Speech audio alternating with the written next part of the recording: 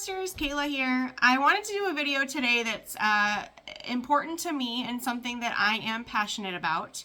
And just thought that I would share with you some tips and tricks that I've learned over the years, but something that I think even veteran fosters have a difficult time managing.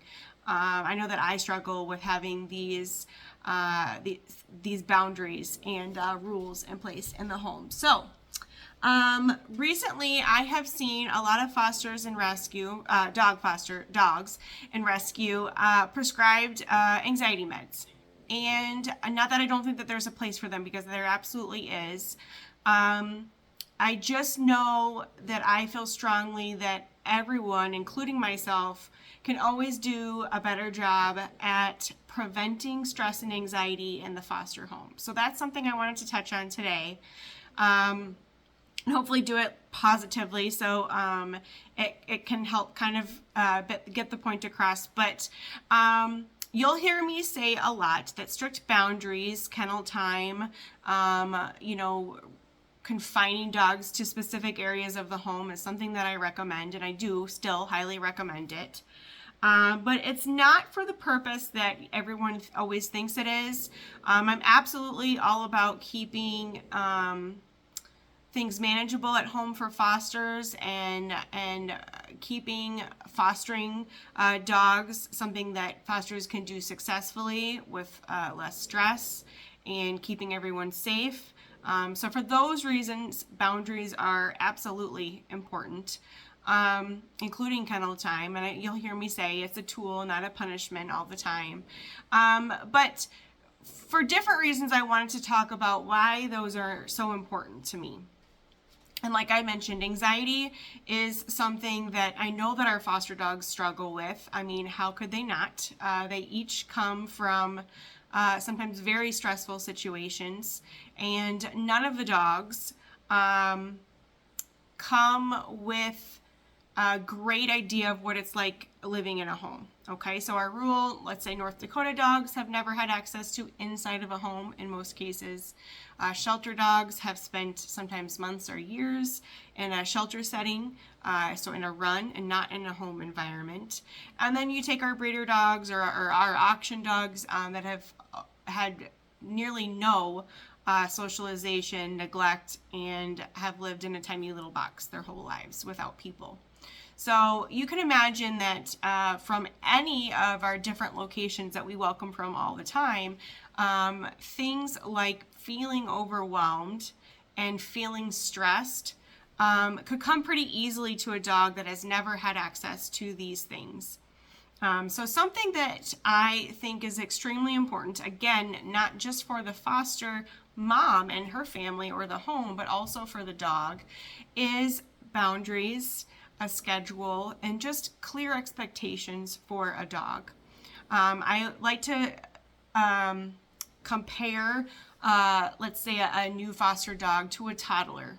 And that is something that I still stick by. We want to keep them safe, but it's our job as a parent for the child or for the dog to look at you in a way that you would provide guidance and safety for. Okay, so that's something that I want you guys to work on providing your, especially brand new foster dogs. I always say dogs have the ability to kind of grow and graduate to larger areas of the room.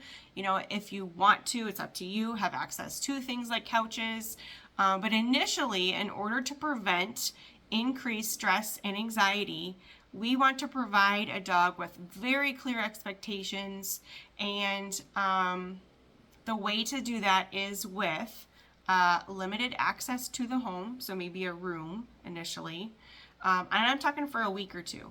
Plenty of kennel time, rest, decompression time. This is going to help teach the dog that we have all these new, great, and amazing things, but I still have to be able to cope and manage being by myself. So we want to have all these great things available to a dog, but we also want them to still be able to manage being by themselves and even confined. So again, kennel time is extremely important, even if you're home. We also want to provide safe eating spaces, like being in a kennel. We see less reactivity when we're doing that.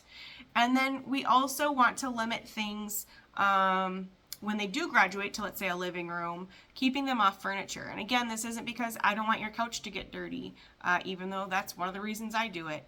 It's because we're giving things to these dogs that they have never had access to. And similar to a toddler, they can become possessive over things like like toys and treats and candy, and they have tantrums, just like a toddler would. And but if we can give these items to them in a controlled environment, then you're going to see less reactivity, less anxiety or reactivity, stress. Those things will diminish if they have a very clear, precise way of looking at things, or even direction.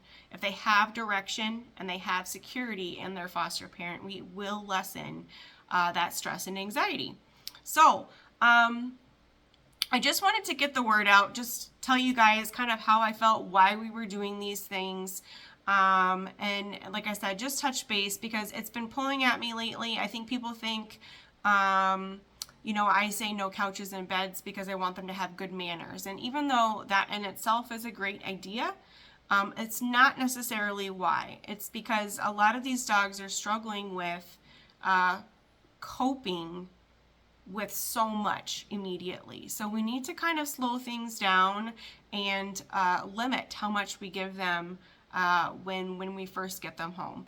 They can graduate to those things, but we want our dogs to, it can take weeks to graduate to larger spaces in the home. Even going for walks down the road, it doesn't have to be so overwhelming. Your yard in itself, I'm sure, the first week or so is going to be just enough for them.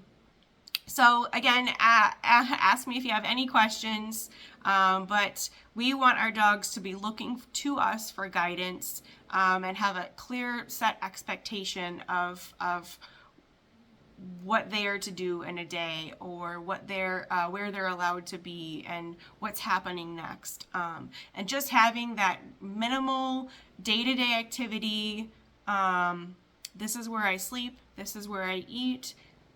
These people are the only people that I'm being made to meet and to exist with. Just those few things are going to help lessen the stress and anxiety that they have, and then in turn be a better dog for it and look to you for guidance. Okay? So please let me know if you have any questions. I love to help.